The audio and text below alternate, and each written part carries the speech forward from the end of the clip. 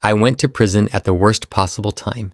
I got locked up on April 11th, 2020, just as the world was shutting down. When I arrived at the federal detention facility, I was placed in medical segregation for a mandatory 14-day quarantine. Fresh from the outside, being alone in a tiny cell felt endless. After quarantine, I joined a pod with 24 other inmates. COVID affected everything: masks, movement, visits, court dates, medical care, and privileges. If one person tested positive, the entire pod could be locked down. Visits disappeared, court dates were postponed, and we had no control over any of it. People reacted differently to the virus. Some got sick repeatedly, while others became seriously ill. Somehow, I never got sick, even when my bunkmates did. The facility's medical system was overwhelmed. Being sick inside was nothing like being sick at home. You couldn't rest comfortably, make yourself something to drink, or call your own doctor. You had to wait for the institution to respond.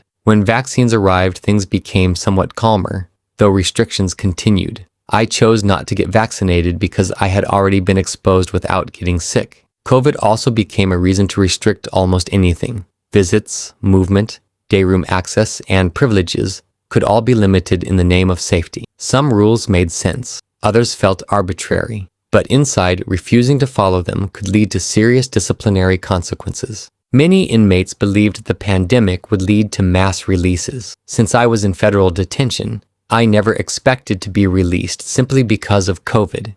The biggest lesson was that we were experiencing lockdowns inside a lockdown. The outside world complained about staying home, while confinement was already our normal life. COVID only made it tighter,